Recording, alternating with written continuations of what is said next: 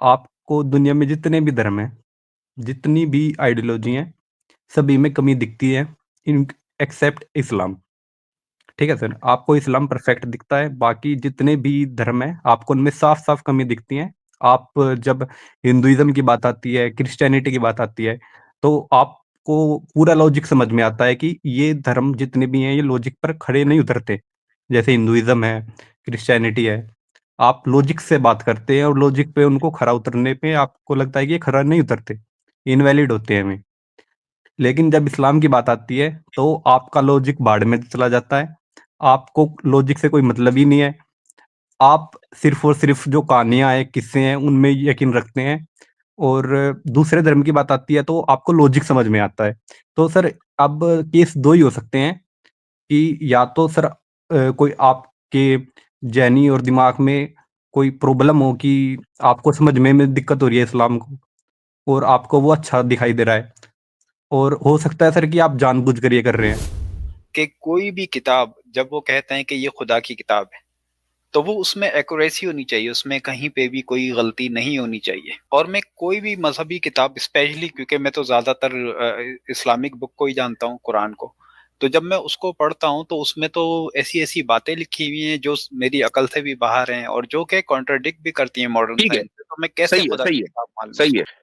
तो ये क्या ज़रूरी है कि किसी चीज़ के सही होने के लिए आपकी अकल में आना ज़रूरी हो उसका? ये इसलिए ज़रूरी है कि जब वो उसमें जो वो क्लेम कर रहा है वो खुदा, वो ऐसा बेतुका क्लेम है जो आज की साइंस और आज के दौर के हिसाब से बिल्कुल भी कंपैटिबल नहीं है, झूठ है। ठीक। तो मैं ऐसी तो किताब को कैसे तो मान लूँ यानी कि ये आप खुदा ये की कह रहे हैं कि आज की साइंस के एतबार से वो कंपैटिबल होना चाहिए। आज की साइंस के एतबार से जी, वो जी। कंपैटिबल होना चाहिए। जी, जी। ओके। अगर मैं ये कहूं कि ये आयत आज की साइंस के एतबार से कंपैटिबल है और कल ये साइंस बदल जाए और कल आप जाकर ये कहें कि नहीं आज की साइंस के एतबार से कंपैटिबल नहीं है, तो कुरान को आप साइंस के साथ कहां तक लेकर जाना चाहेंगे? क्योंकि साइंस तो बदल रही है। नहीं, लेकिन वो आपकी बात 100% सही है, मैं उससे एग्री करता हूँ। लेकिन तो मसला फिर ये तो है, 1 फिर सेकंड मेरी बात तो नहीं नहीं पूरी नहीं नहीं होने नहीं नहीं, दो। आप ये अल्फाज इस्तेमाल ना करें कि कुरान जो है वो आज की साइंस के एतबार से कंपैटिबल होना चाहिए, चूंकि ये बात कुरान गलत साबित हो गई। अब वो आप कुछ और चलें, कहें। नहीं, मैं आपके सामने ला रहा हूँ और ये तो बिल्कुल कन्फर्म है कि वो बात गलत है। आज के दौर के हिसाब से क्या अगले 100 फिर वही साल कह बाद रहे हैं भी गलत फिर है? वही कह रहे हैं कि आपको जो पता चला कि वो कंफर्म्ड है गलत, नहीं, वो अब ये आज की बताएँ साइंस के मुझे, एतबार से पता चला ना, ये भी तो हो लेकिन सकता है कि वो साइंस बदल जाए। मुफ्ती साहब मुझे ये बताएँ कि ये मीटियोर्स जो आते हैं, क्या ये वाक़ई कोई फरिश्ते मार रहे हैं? वो जो रशिया में गिरा था 2013 में, वो फरिश्तों के मिसफायर था जिसकी वजह से 3000 से ज़्यादा लोग जो है ज़ख्मी हो गए, उसमें कई हज़ार विंडोज़ जो है वो उसके शीशे टूट गए। तो हम्म। क्या ये भी फरिश्तों का मिसफायर था? यार ये तो क्लियरली पता चल रहा है कि ये एक इंसान है जो उस दौर के हिसाब से बात कर रहा है। ठीक। अब ठीक। इसमें क्या इंटरप्रिटेशन की जाएगी? ठीक है, सही है। अगर मैं ये कहूं कि जलजले जो आ रहे हैं उसका जी, जी। नेचुरल कॉज भी है और उसका एक सुपर नेचुरल कॉज भी है, तो क्या अच्छा, दोनों में कोई सुपर नेचुरल कॉन्ट्रडिक्शन है? कॉज़ क्या है बताएँ मुझे? उसका उसमें दोनों में कोई कॉन्ट्रडिक्शन है? मैंने एक उसूल दिया, एक चीज का natural cause and super natural cause दोनों है, तो क्या कोई दोनों में कोई कॉन्ट्रडिक्शन है? नेचुरल कॉजेज़ और सुपर नेचुरल कॉजेज़ के दरमियान मतलब किस तरह की कॉन्ट्रडिक्शन हो सकती है कि जब अगर वो बात इस तरह से की जा रही है कि जनाब ये खुदा ने किया है और फरिश्ते करते हैं, लेकिन आज हमें पता चल रहा है कि उसकी एक ये मिसाल देता हूं मौजूद मैं ही आपको। नहीं है। उसकी एक मिसाल देता हूं, देख लीजिए, एक मिसाल समझ लीजिए। देखिए, हम बहैसियत मुसलमान, हमारा मुकद्दमा आपको पता है कि इंसान इस दुनिया में पैदा होता है जब अल्लाह ताला हुक्म करता है, यही तो है ना? ये इसके अलावा कोई और मुकद्दमा है? ये जी हाँ, इसके अलावा बिल्कुल कुछ आप और है? लोगों का यही मुकदमा है। जी, बिल्कुल मैं ठीक है। जानता हूँ। अच्छा, क्या आपको एक मुसलमान ऐसा कोई दुनिया में मिलता है जो ये कहता है कि नहीं, माँ बाप के मिले बगैर इंसान पैदा हो सकता है? ये तो आपके ऊपर जाता है ना सवाल फिर।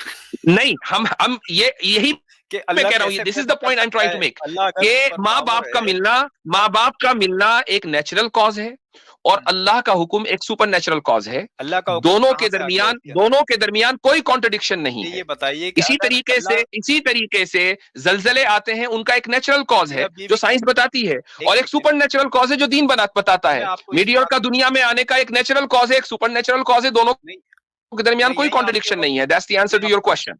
नहीं, मैं यहीं पे आपको रोकना चाहता हूँ, वो इसलिए कि आप मुझे कोई एक ऐसा कपल दिखा देंगे जो बगैर मिले उनके बच्चा हो जाए अल्लाह के हुक्म से। आप मुझे कोई एक उठा के दिखा दें।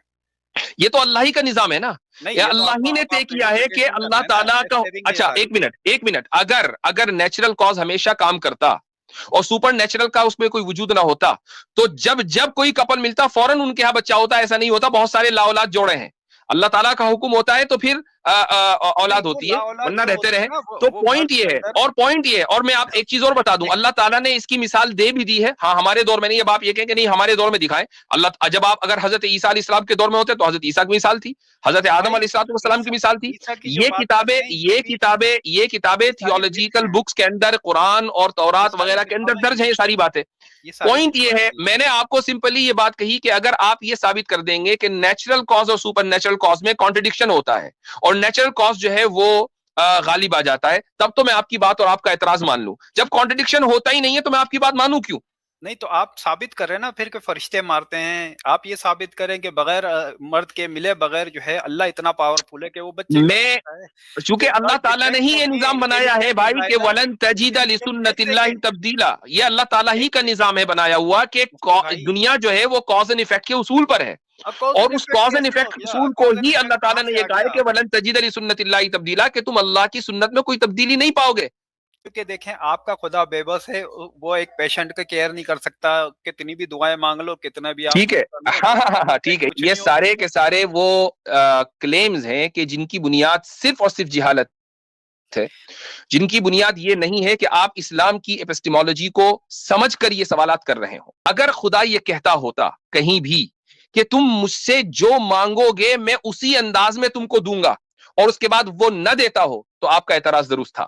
अगर खुदा ये कहता कि मैंने कॉज एंड इफेक्ट के एतबार से इस दुनिया को इस्तिवार नहीं किया और मैं अपने एतबार से सुपर नेचुरली हर चीज को चलाऊंगा, तो फिर आपका एतराज दुरुस्त था। लेकिन जब वो खुद ही ये कह रहा है कि मैंने इस कायनात को कॉज एंड इफेक्ट की बुनियाद पर इस्तिवार किया है और उसके साथ साथ सुपर नेचुरल कॉजेज भी एक्टिव हैं, तो फिर आपका एतराज गलत है। और आप ऑलरेडी मान चुके हैं कि खुदा के वजूद को आप नेचुरल प्रिंसिपल्स की बुनियाद पर चैलेंज कर ही नहीं सकते। My friend, your case is closed.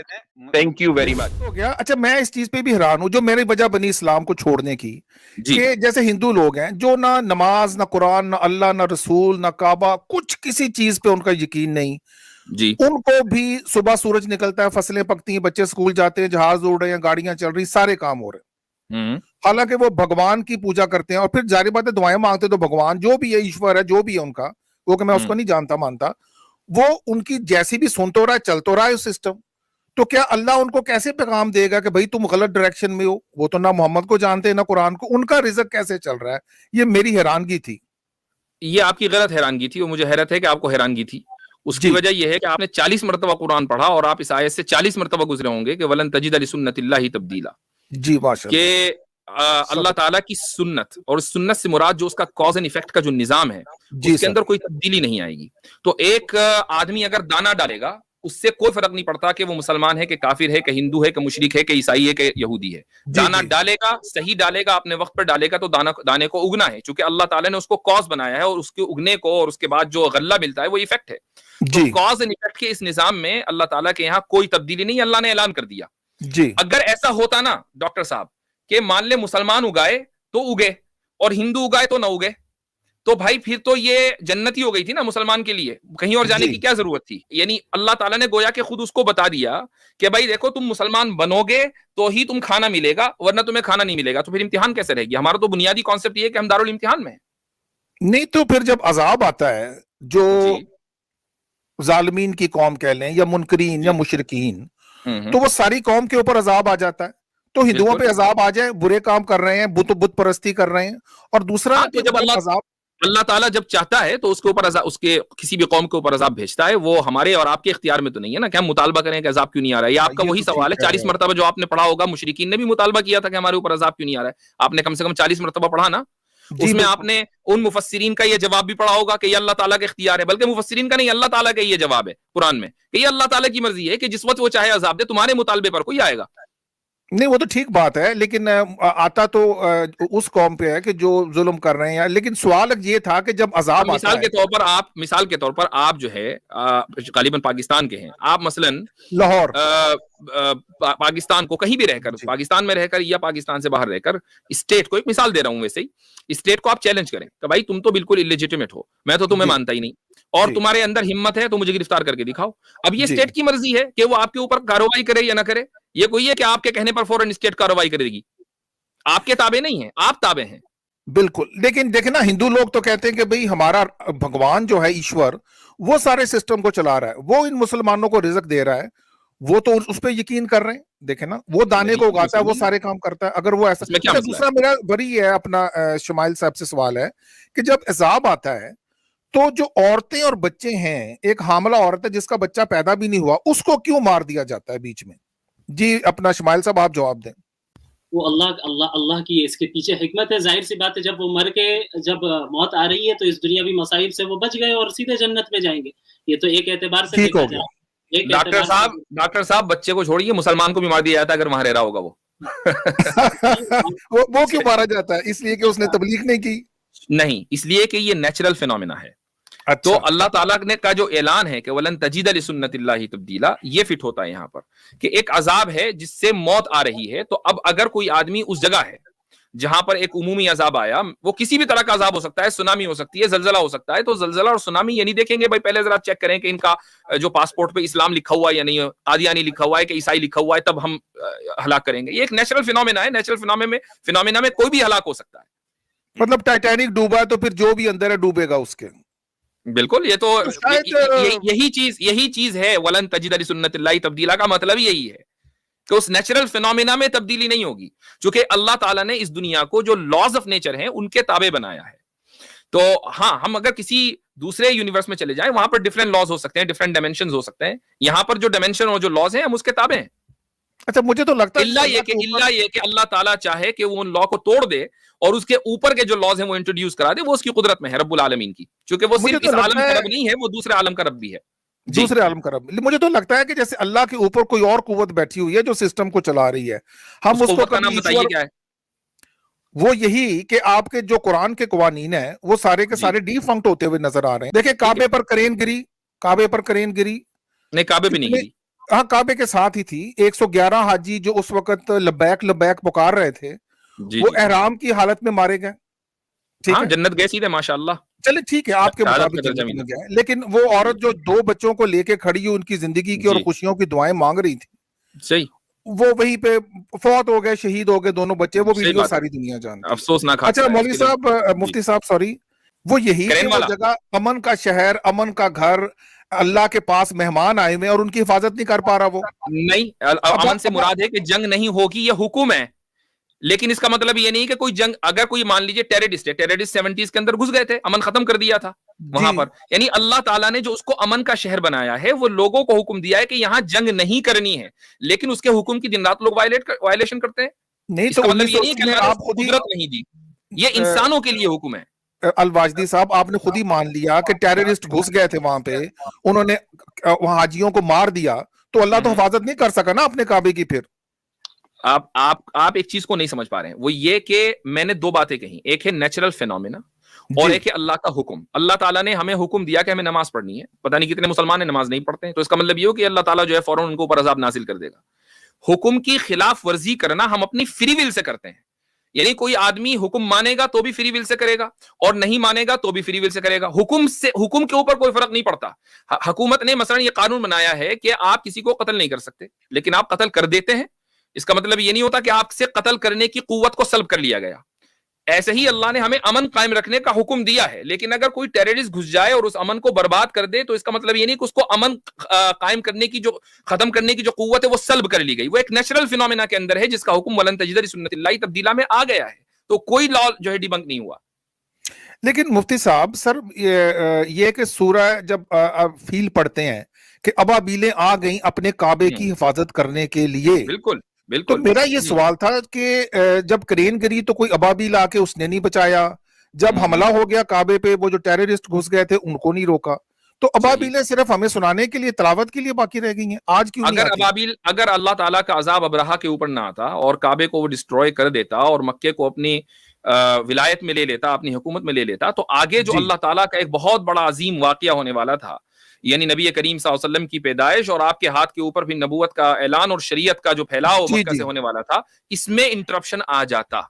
इसलिए अल्लाह ताला, मैंने भी कहा कि अल्लाह ताला कभी लॉज ऑफ नेचर को उसी तरीके से रखता है, और चूंकि वो सुप्रीम बीइंग है, वो रब्बुल आलमीन है, तो वो अपने जो उससे ऊपर के जो लॉज हैं उनको इंट्रोड्यूस करा देता है। इसी को मौजज़ा बोलते हैं।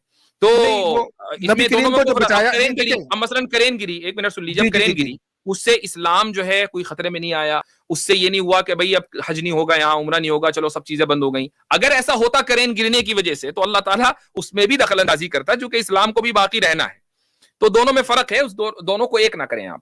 नहीं, जब आपने कहा कि नबी करीम का वाकया होना था, तो नबी करीम जब आए तो उन्होंने तो इस काबा की तरफ मुंह करके नमाज ही नहीं पढ़ी। उस वक्त तो उन्होंने किबला इसराइल को शुरू किया, तो इस काबा का तो कोई उस वक्त। आपने अभी कहा कि वो रब्बुल आलमीन है, और ये भी माना कि वो आगे का मुस्तकबिल का वाकया भी जानने वाला है, तो उसको ये तो मालूम था ना कि 16 साल के बाद पढ़ेंगे, यानी सारा कुछ पहले से प्री रिकॉर्डेड है। आपने बड़ी अच्छी देखे, मेरा बाकी इल्म में इजाफा किया। मैं अब और ऑडियंस भी होंगे। जाने से पहले एक सवाल है कि सूरह अल हज की आयत नंबर 52 है कि शैतान जो है वो नबी करीम और बाकी तमाम अंबिया में दाखिल हो जाता था और उनके मुंह से अजीब अजीब बातें निकलवा देता था, जो कि अल्लाह को खत्म करनी पड़ती थी। एक मिनट, और ए पैगंबर, तुमसे पहले हमने जो भी कोई रसूल या नबी भेजा, तो उसके साथ ये वाकया जरूर हुआ कि जब उसने अल्लाह का कलाम पढ़ा, तो शैतान ने उसके पढ़ने के साथ ही कुफ्फार के दिलों में कोई रुकावट डाल दी। फिर जो रुकावट शैतान डालता है, अल्लाह उसे दूर कर देता है और फिर अपनी आयतों को ज्यादा मजबूत कर देता है। जी, इसमें क्या मसला है?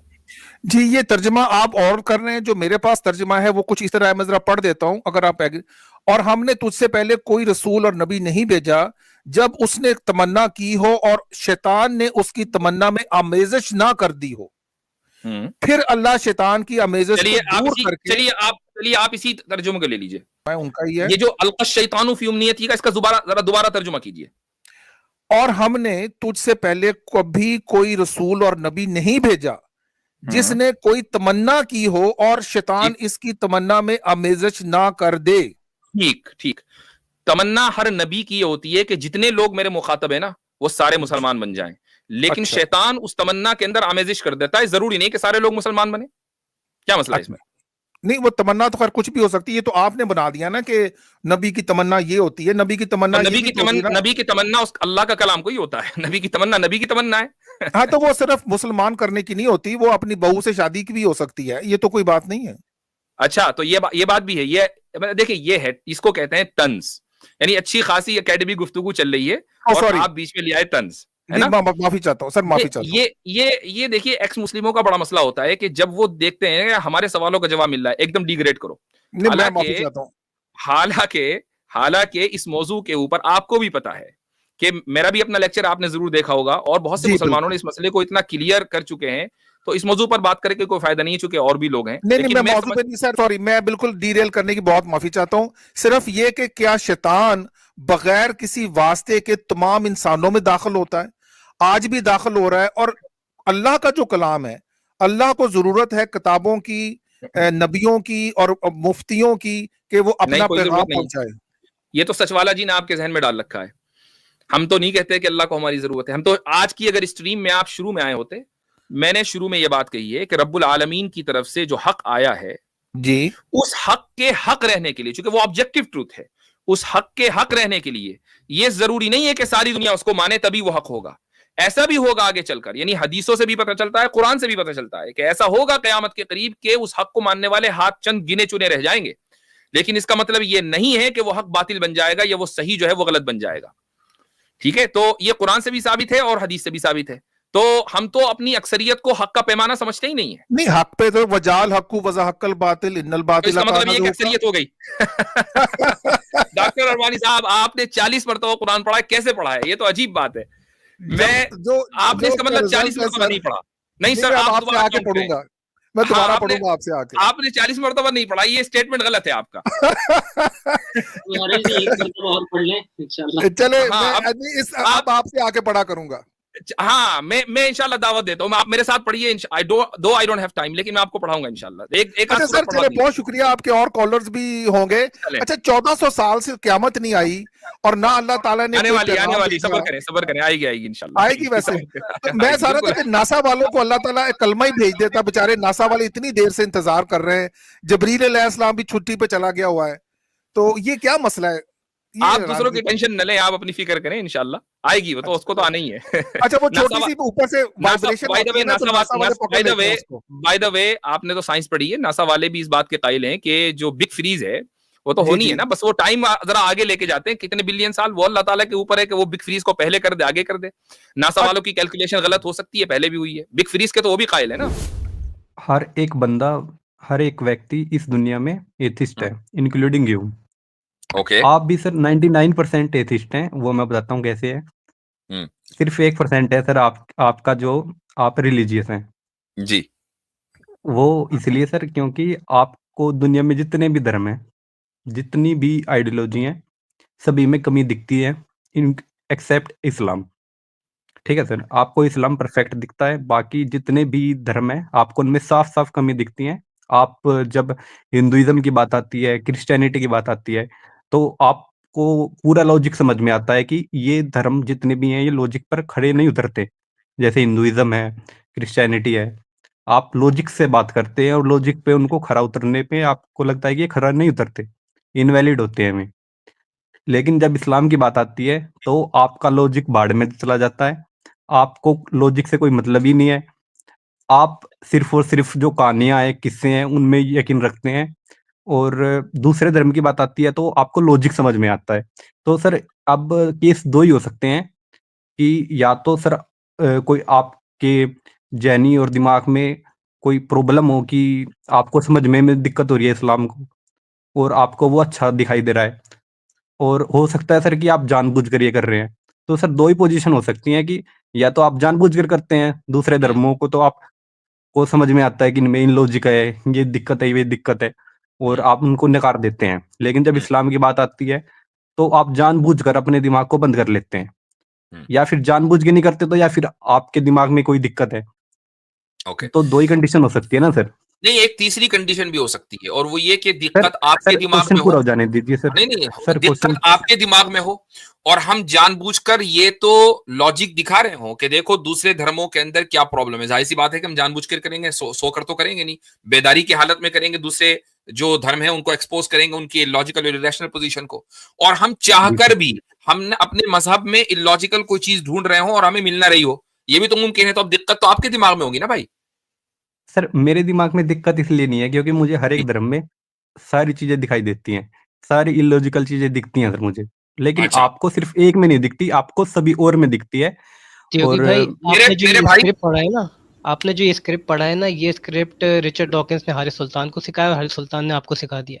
नहीं, और मसालत भाई ये स्क्रिप्ट जो इन्होंने पढ़ा है ये पागल खाने में मिलता है। उसकी वजह यह है कि वो सिर्फ पागल होता है कि जिसको सब लोग खराब लगते हैं अपने अलावा।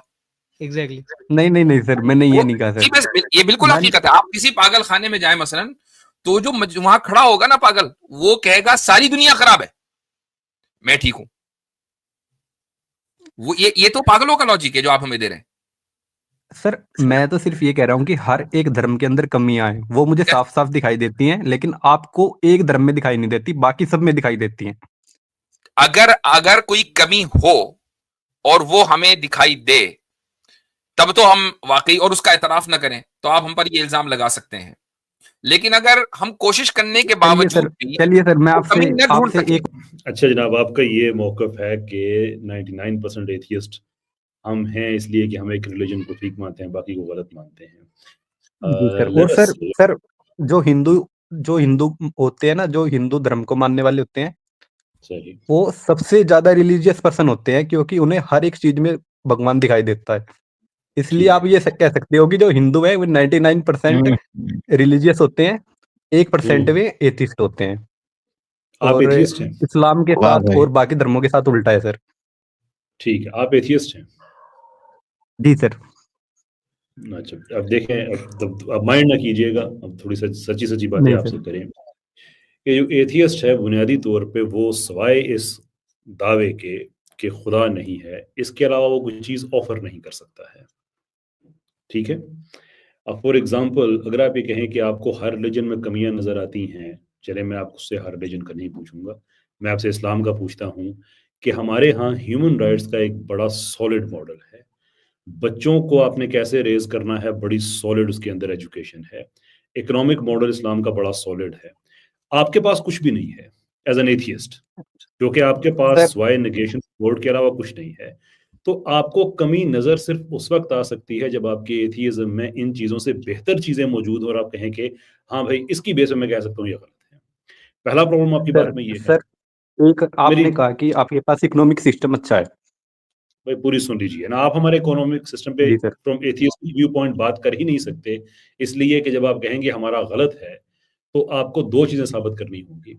नंबर एक ये कि जी सर। आपको सही और गलत का फर्क पता है, और दूसरी ये कि आप सही पे हैं। वो आप उस वक्त नहीं कर सकेंगे जब हम आपसे पूछेंगे कि आपका आपका है क्या, आपके पास तो है ही नहीं कोई मॉडल। अब जो आपने बात कही अगली कि 99% वाली, अब मुझे बताइए कि अगर आपके पास, आप शायद इंडिया से हैं, 100 रुपए का एक इंडियन नोट, आई बिलीव 100 रुपए की डिनोमिनेशन है वहां पे। अगर 99 नोट आपके पास जाली निकलते हैं और एक नोट असली है आपके पास, तो आप जी इस सर। बेस पे कि 99 नोट जो है वो जाली हैं, एक जो असली है उसको भी डिनाई करेंगे, और डिनाई करने के बाद खुद को अक्लमंद भी कहेंगे आप? नहीं सर, ऐसा तो नहीं होगा। बस यही हम आपसे अर्ज करते हैं कि हम बाकी रिलीजन्स के बारे में, हमारा ये व्यू नहीं है कि इस्लाम है और बाकी सारे रिलीजन हैं। हमारा जो ओरिजिनल व्यू है इस्लाम का वो ये है कि अल्लाह ने एक ही रिलीजन भेजा है पूरी दुनिया में, वो इस्लाम है। मुख्तलिफ प्रॉफिट्स आए हैं, उनको मुख्तलिफ इलाकों में उसी एक रिलीजन को उन्होंने प्रोपगेट किया है। वक्त गुजरने के साथ साथ लोगों ने उसमें लोकल क्रिएटिविटी की, कहीं ईसा अलैहिस्सलाम के वो बन गए मुजस्मे, कहीं पे उज़ैर अलैहिस्सलाम को अल्लाह का बेटा बना दिया गया, कहीं वो जाके नॉर्स ने अपनी मिथोलॉजी बना दी, कहीं हिंदुइज्म में मिथोलॉजीज ऐड होना शुरू हो गई, और यानी कि ये बन गए, फिर मुख्तलिफ शाखें इनकी बन गई। 1400s बिफोर आज के टाइम से ये रिलीजन कंप्लीट हो गया, और चूंकि इसके बाद किसी और नए रिलीजन ने नहीं आना है, किसी और प्रॉफिट ने सॉरी नहीं आना है, देयरफॉर इसको प्रिजर्व कर लिया गया कि ये बाकी सब के पास जो इस्लाम पहुंचा था उसकी ऑथेंटिसिटी का स्टैंडर्ड बन गया कि अगर आप देखना चाहते हैं कि आपके पास कौन सा इस्लाम आया था, हियर इज द मॉडल, आप इसके साथ टैली करके अपने आप को उस पर लेके आ जाएं, हम और आप बिल्कुल बराबर हैं। हम कब कहते हैं कि भाई हमारा मुकाबला बाकी रिलीजन्स के साथ लगा हुआ है? हम सबसे कहते हैं कि हम और आप वही हैं, बस इस फॉग को आप दूर करें जिसने आपके और आपके खुदा के दरमियान कहीं पादरी आके बैठ गया है, कहीं कोई साधु आके, संत आके बैठ गया है, कहीं कोई रैबाई आके बैठ गया है। वो खुदा के साथ आपका डायरेक्ट कनेक्शन है, वो कोई आपका फैसला नहीं करेगा, कोई आपको खुदा के बिहाफ पे माफ नहीं कर सकता, कोई खुदा के बिहाफ पे आपका फैसला नहीं कर सकता, हम ये कहते हैं। तो एटलीस्ट अगर आप हमसे डिसएग्री कर रहे हैं तो ट्राई टू अंडरस्टैंड कि हमारा मुकदमा क्या है, ट्राई टू अंडरस्टैंड दैट। जी सर। सर मेरा एक काउंटर क्वेश्चन है आपसे। आपने कहा कि सर हमारा जो है इकोनॉमिक सिस्टम बहुत अच्छा है इस्लाम का। ओके। सर आप मुझे कोई मिसाल दे सकते हैं एक इस्लामिक कंट्री की जो कि इकोनॉमिक अच्छा कर रही हो, इकोनॉमिकली अच्छा कर रही हो? मैं आपको इस्लामिक प्रोविजंस बता सकता हूँ नॉन इस्लामिक कंट्री में जो बहुत अच्छा कर रही हैं। नहीं नहीं नहीं सर, इस्लामिक कंट्री जो अच्छा कर रही हो इकोनॉमिकली, कोई समझेंगे एक आपकी बात ऐसा कैसे भाई? कंट्री सर, इस्लामिक कोई ऐसा इस्लामिक कंट्री सर जहाँ पे यूरोप से कम वहाँ पे क्राइम्स होते हो, यूरोप से अच्छे हो सर में किसी भी पैरामीटर में, आप कोई फॉर ऐसा एग्जाम्पल, कंट्री बता सकते हो इस्लामिक? अब इकोनॉमी से आपने चले गए हैं आप क्राइम पे, तो क्राइम तो इस्लामी मुल्कों में, फॉर एग्जांपल सऊदी अरब में कम है, मिडिल ईस्ट में जो एस्टेब्लिश्ड इस्लामिक कंट्रीज हैं यूएई वगैरह, इन सब में यूरोप से कम है। सर ऐसे तो जो मुर्दागर होते हैं सर उनमें सबसे कम क्राइम होता है। आप आई किसी को एग्री जान विद से ही मार दोगे तो फिर क्राइम ही कहीं पे रहेगा सर? ये आप एज एन एथियस्ट आप ये बात कर रहे हैं, मैं हक बजानब है, इसलिए कि दुनिया में किसी ने आपसे ज्यादा लोगों को मुर्दा घर में नहीं पहुंचाया। सो आई एम वेरी श्योर कि आप इस चीज पे बेहतर राय दे सकते हैं, बट ये आर्गूमेंट हमारा हम नहीं दे रहे हैं। सर आर्गूमेंट हम ये किसी दे के रहे हाथ ही नहीं होंगे तो चोरी कैसे करेगा? हैं है ना आपके पास पॉलिटिकल सिस्टम है, ना आपके पास ह्यूमन राइट्स हैं, ना आपके पास सोशल थ्योरी है, ना आपके पास सोशल जस्टिस सिस्टम है। आप क्रिटिसाइज कैसे कर सकते हैं इस्लाम पे या किसी भी और सिस्टम पे? On what basis? आपके पास सिर्फ एक ह्यूमैनिटी सर। दीवार है कि खुदा नहीं है, खुदा नहीं है, खुदा नहीं है, खुदा नहीं है। Beyond this what do you have to offer? Humanity sir. Humanity जी सर। रियली डिफाइन क्या होती जी। है ह्यूमैनिटी? ह्यूमैनिटी सर दूसरों जो भी इंसान है उनके बारे में अच्छा सोचना, उनके लिए अच्छा दुआ करना और अच्छा ही सोचना कि उनके साथ भी अच्छा ही हो। दुआ किससे? क्वांटम फ्लक्चुएशन से या रैंडम म्यूटेशन से? दुआ मतलब होप रखना ना, होप करना कि उनके साथ अच्छा हो। दुआ का मतलब बिल्कुल, ये है। मैं बिल्कुल आपकी बात में आपके मान गया कि ये बड़ी अच्छी बात होती है अगर कोई इंसान ऐसा व्यू रखे। मैं आपको इस्लाम से बता सकता हूँ कि हमारा ये व्यू है। आप मुझे एथीज़्म से बता दें, किसी ऐसे डॉक्यूमेंट से, किसी ऐसी फाउंडेशन अपनी से जो जिसमें सब एथियस्ट का इत्तेफाक है, किसी सर अपनी ये मुकद्दस डिफ़ॉल्ट पोज़ीशन होती है एक ह्यूमन ये बीइंग की। एथीज़्म का व्यू है कि ऐसा होना चाहिए। जी सर। बताइए। सर ये हर एक बंदे की डिफ़ॉल्ट पोज़ीशन होती है कि वो ये चाहता है कि उसके साथ अच्छा हो। मेरे साथ अच्छा तब होगा सर जब मैं दूसरों के साथ अच्छा करूँगा। बिल्कुल तो गलत बात ये एक डिफ़ॉल्ट पोज़ीशन है अकॉर्डिंग टू मी। बिल्कुल गलत बात है। ये जो आप बात कर रहे हैं ये मोरालिटी नहीं है, ये यूटिलिटी है कि मेरे साथ अच्छा होगा तो मैं अच्छा करूँगा। मैं अभी स्क्रीन शेयर करके मैं आपको 8 महीने के बच्चे उन पे जो एक्सपेरिमेंट किए गए हैं, इवन उन्होंने भी मोरालिटी शो की है। 8 महीने के बच्चे में कौन-सा सेंस होता है कि मुझे मेरे साथ अच्छा करोगे तो मैं अच्छा करूँगा। बहरहाल आप अच्छा, मुझे अपनी ये वाली मोरालिटी कैसर भाई जानवरों में क्यों नहीं होती? जी? ये वाली मोरालिटी के जी, दूसरों के जी। लिए होप करना, इन्होंने कहा ना कि भाई ह्यूमैनिटी ये वो, तो ये जानवरों में क्यों नहीं होती? क्यों भाई? हाँ, जहाँ तक इनका ताल्लुक है इंसानों और जानवरों में कोई फ़र्क नहीं है तो कोई फर्क नहीं बताएँ। होना चाहिए ना। आप तो एथीस्ट हैं। एथीस्ट का मतलब ये है कि हम तो बस एनिमल किंगडम में एक उस किंगडम का एक हिस्सा है। तो जैसी हमारी मोरालिटी वैसी उनकी भी मोरालिटी होनी चाहिए। तो हम तो ऑब्जेक्टिवली किसी एक चीज को अपहोल्ड कर रहे हैं, वो तो कुछ भी नहीं कर रहे हैं। ये जो आप कह रहे हैं डिफॉल्ट पोजीशन एथीस्ट है और सारे एथीस्ट एक तरह सोच रहे हैं, ये कैसे पॉसिबल हुआ बगैर किसी डीईटी के? जी, जी सर। जी, मैं बताता हूँ सर इसके बारे में भी आपको। हम्म, सर आप पुराने टाइम की बात करोगे, बहुत पुराने टाइम की बात करोगे, तो उस टाइम में जो है दूसरों का खाना खोसना, उसके बीवी को, बच्चों को अपने उसको मार के उसकी बीवी बच्चों को खोस लेना, ये हाँ, सब वही सर जो नोवाल कॉमन होता हरारे था। ने लिखा, वही बातें सारी। ये सब कॉमन होती थी सर, जी जी जी। पहले के टाइम में। जैसे वो जो सर हम नोवाल ने इवॉल्व लिखा ना, करे वही हमारे सारी पास। नोवाल हरारे ने लिखा, वहीं से बात कह रहे हैं ना आप? सर ये कॉमन सेंस है सर, ये तो एक आप ये कह सकते हो कि ये तो आपने कॉमन नोवाल सेंस है हरारे की सभी ने। आपने नोवाल हरारे की किताब पढ़ी है? नहीं सर, मैंने ऐसा कुछ नहीं पढ़ा। ऐसा नाम मैं भी सर नहीं सुना? वैसे नहीं सर। चलें ठीक है, हम आपने थोड़ी देर के लिए हम आपको ये सच्चा तो मान मेरी लेते सर हैं। चलें। कॉमन सेंस है कि हम जी। भी पहले जानवरों की तरह ही बर्ताव करते थे। अच्छा, मोरालिटी नाम की कोई तो ऐसी चीज़ इतने थी नहीं ये हमारे कॉमन अंदर। सेंस है। ठीक और है। खेल सर दूसरों को मार के उनका खाना भी खाते थे हम, याकी ऐसा नहीं है। साहब इंसान को मार के याकी इंसान को भी साहब खाते थे। अरे जी। तो साहिब इतना ये तो है नहीं कि सर एक मिनट, हमें होल्ड ऑन टाइम के होल्ड ऑन साथ होल्ड ऑन इवॉल्व हुए हम। Hold on hold on hold on जी कसर भाई। हम थोड़ी रिलेटेबल बात कर लेते हैं ना, आप इतने पीछे क्यों जाते हैं कि बहुत पहले ऐसे होता था। मैं आपको नहीं, नहीं बताता हूँ सर, अभी कि भी बहुत ऐसी 100 साल जगहें हैं पहले जहाँ पे इंसान को मार के खाया जाता है। मैं आप एक ऐसी मेरी बहुत बात सारी कम्युनिटी हैं। पिछले 100 साल के अंदर अंदर एथियस्ट्स ने होल्डोमोर में 3.7 मिलियन से लेकर अराउंड 6 मिलियन लोग उन्होंने मारे। चाइना में उन्होंने भूख से ऐसे लोग मारे। उन्होंने रिलीजियस परसिक्यूशन की, उन लोगों ने ग्रेट परजेस किए, उन लोगों ने लॉज ऑफ रिलीजियस एफिलिएशन बनाए 1929 में, लीग ऑफ मिलिटेंट एथियस्ट बनाई जी सर। 1925 में, कत्लेआम किया। मुख्तलिफ अदाद-ओ-शुमार के मुताबिक अराउंड 100 मिलियन के लगभग लोग हैं जो आप लोगों ने इनके एथियस्ट ने मारे पिछले 100 साल में। आप मुझे जी सर। एथियज्म के किसी एक उसूल के मुताबिक बता दें कि ये गलत था। सर मैं बहुत बता तो रहा हूँ सर आपको, ह्यूमैनिटी के अकॉर्डिंग ये सब गलत था। Where is that document of humanity जिस पे आप सब जी। एग्री करते हैं? ह्यूमैनिटी सर एक कॉमन सेंस होती है ना एक बंदे के अंदर, जो कि मैं इवॉल्व हुई है मुसलमान हमारे हूँ, अंदर। आप एथियस्ट हैं, हम में कुछ आपस में नहीं मिलता, लेकिन इसके बावजूद अगर हम दोनों में ये कॉमन सेंस है तो इसका मतलब ये है कि इस कॉमन सेंस को ना आप अपने ज़हन में ग्राउंड करेंगे, ना मैं अपने ज़हन में ग्राउंड करूँगा। उसके लिए हमें एक ट्रांसेंडेंट बीइंग चाहिए, जिसमें हम इसे ग्राउंड करेंगे। ये कॉमन सेंस वाला आर्गुमेंट आपके खिलाफ जा रहा है, but you are too naive to understand that. उसको मैं इस दफ़ा छोड़ सर देता हूँ, आप नेक्स्ट वीक खोलना शुरू कर देंगे। मैंने जो आपसे बात पूछी है कि क्या एथियज्म में कोई ऐसा फाउंडिंग डॉक्यूमेंट मौजूद है, फाउंडेशनल डॉक्यूमेंट मौजूद है, जिसकी बेस पे आप ये दावा कर सके कि सब इंसान अच्छे होने चाहिए, ये होने चाहिए, वो होने चाहिए? सर आप ना, आपके साथ प्रॉब्लम ये है कि आप ना एथिज्म को डॉक्यूमेंट ना है या एक नहीं है, पुरान मैं अपना प्रॉब्लम किसी अक्लमंद आदमी के साथ शेयर करूँगा, वो डॉक्यूमेंट यस और नो में बात करें, आगे बढ़ते हैं फिर। सर आप ना एथिज्म को कुरान की तरह ले रहे हैं कि उसमें कहीं पे लिखा और दिखाऊं मैं मैं नहीं आपको ले रहा, तो आप फिर ले आप रहे हैं। मानोगे। मैं तो आपसे ये सवाल ही इसलिए कर रहा हूं ताकि आपको पता चल जाए कि एथिज्म कुरान की तरह नहीं है। हमारे पास पूरी जी सर, epistemological मैं यही कह रहा हूँ foundation है। आपको। आपके पास वाए इस नारे के खुदा नहीं है, कुछ भी नहीं है, नथिंग व्हाटसोएवर। सर जो भी आज इस दुनिया में आप जो भी टेक्नोलॉजी यूज कर रहे हैं सर, वो सब एथिज्म की देन है। वो सब एथिज्म की देन है, आज टेक्नोलॉजी एथिज्म की ये देन है। सही है भाई, इस वक्त आप ये सही यूट्यूब है। पे ये प्रोग्राम देख रहे हैं, यूट्यूब के बनाने वालों में एक मुसलमान था, आप क्या कर रहे हैं यहाँ पे, निकले फिर। ये क्या आप सर? आर्गुमेंट डेप्थ तो लेके आए ना। एथिज्म ने टेक्नोलॉजी दी है, न्यूटन एथियस्ट था, है ना।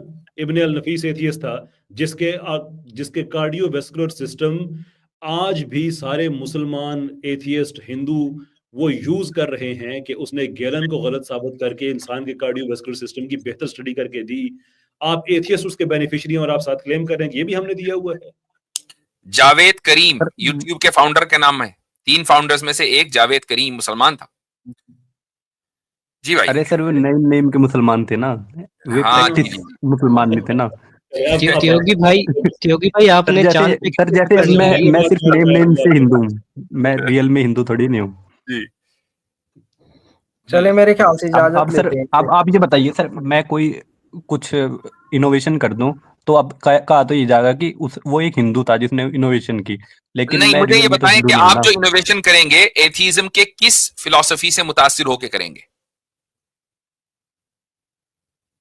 सर मैं आपको बता रहा हूँ कि लोगों की भलाई के लिए कोई इनोवेशन होगी तो उसमें ठीक है, तो जरूर लोगों की कंट्रीब्यूट करूंगा। भलाई, अब लोगों की भलाई का कोई डॉक्यूमेंट तो आपके पास है नहीं। लोगों की भलाई कॉमन सेंसिकल है ना, कॉमन सेंस है सर। Common sense. तो कॉमन सेंस सिर्फ एथिस्ट में पाया जाता है या नहीं कॉमनली सर, सब में पाया हर जाता है? एक पागल को छोड़ के सब भी में पाई जाती है सर। सब में पाया जाता है ना, कॉमन सेंस हर एक में पाया जाता है या सिर्फ एथिस्ट में? सर जिसका दिमाग लॉजिक समझता होगा ना उसमें पाई जाती है। कॉमन सेंस का लॉजिक जो है ना, लॉजिक थोड़ा ऊपर की चीज है, लॉजिक हर एक के समझ में नहीं आती है। कॉमन सेंस हर एक के समझ में आता है, बच्चों को भी समझ में आता है, उसके लिए बच्चे का लॉजिशियन होना जरूरी नहीं है। ठीक है, तो मुझे बताएं कि एक आदमी का कॉमन सेंस का ताल्लुक एथिज्म से है या तमाम ह्यूमैनिटी से?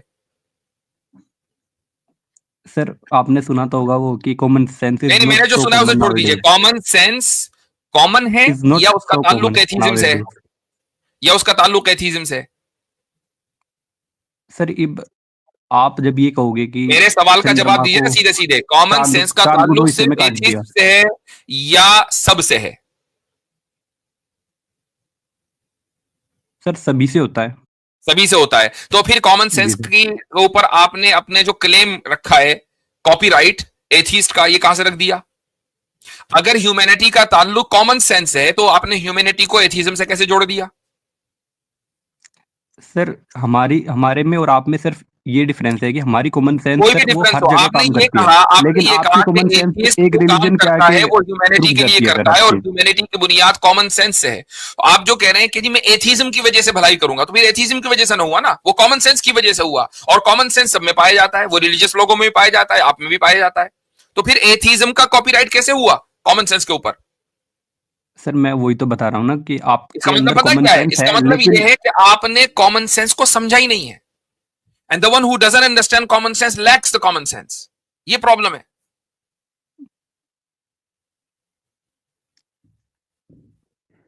सर आप में और हमारे अंदर या एथिस्ट के अंदर कॉमन सेंस का ये डिफरेंस है कि आपके अंदर भी कॉमन सेंस है, हमारे अंदर भी है, लेकिन आपकी कॉमन सेंस एक प्लेस पे आके रुक जाती है, अच्छा, हमारी वो ठीक। रुकती नहीं है, हमारी आपकी हर रुकती जगह नहीं, काम आपकी करती है। इवॉल्व करती रहती है। जी। तो आपकी हाँ, एक प्लेस चले पे आके ठीक है। रुकती है सर। कॉमन तो फिर जो हमारी तो कॉमन सेंस रुक गई, आपकी इवॉल्व कर गई, तो जो आपकी इवॉल्व करी है तो वो तो अब कॉमन सेंस ना हुई ना, वो तो सिर्फ आपके साथ पाई जाती है, हमारे अंदर तो है नहीं वो। तो फिर वो कॉमन कहां हुई? हाँ सर, Why are you जब calling it common? सर वो एक पर्टिकुलर सब्जेक्ट पे आगे रुकती है ना आपकी। नहीं, होल्ड ऑन। आपने कहा आपकी कॉमन सेंस बढ़कर आगे निकल जाती है, हमारी वहीं रुक जाती है। तो आपकी जो बढ़कर आगे निकली है वो कॉमन तो ना हुई ना, क्योंकि कॉमन नहीं के सर, लिए तो मैंने उसका ऐसा नहीं कॉमन कहा। होना जरूरी है। सर मैंने ऐसा नहीं कहा। सर अब मैंने ये भी ऐसा तो नहीं बोला कहा। आपने भी बोला सर मैंने कि भाई हमारी मैंने आगे ये बढ़ कहा गई, कि आपकी रुक गई। तो जब आपके आगे नहीं बढ़ नहीं गई है नहीं तो वो कॉमन कहां हुई? नहीं सर, मैं दोबारा क्लैरिफाई कर देता हाँ, हूँ। दोबारा मैंने ये कहा करें। कि एक आपकी एक पर्टिकुलर सब्जेक्ट पे रुकती है आपकी, हाँ, आपकी आगे बढ़ती है ना, इवोल्व करती है, आपकी अच्छा, इवोल्व करती है, लेकिन एक पर्टिकुलर सब्जेक्ट पे आगे आपकी रुक जाती है, वो रुक जाती दैट्स है, मीन इस्लाम। ठीक। जब इस्लाम की बात आती है तो आपकी आपकी आगे काम बढ़ नहीं गई, करती। आपकी जो है वो तमाम सब्जेक्ट्स के ऊपर नजर है, तो वो कॉमन ना हुई ना हाँ जी सर। भाई। कॉमन तो कॉमन सेंस का मतलब है सब में, जो चीज कॉमनली सब जगह पाई जाए, सब में पाई जाए। अब हमारी तो रुक गई, आपकी चल रही है, ठीक है, नॉन स्टॉप इन्फिनिटली आपकी चल रही है, तो फिर वो कॉमन कहां हुई? हजरत वो जो चल के आगे चली जाती है ना इनकी, वही तो सर्वाइवल ऑफ द अनफिटेस्ट होता है। सर तो मैं, आपकी जो कॉमन सेंस है ना वो कॉमन नहीं है, सर इनफैक्ट वो आपकी जो सेंस ही कॉमन नहीं है, सेंस है ना इनफैक्ट वो और सेंस ही मेरी नहीं जो है, कॉमन दैट्स द सेंस है, पॉइंट।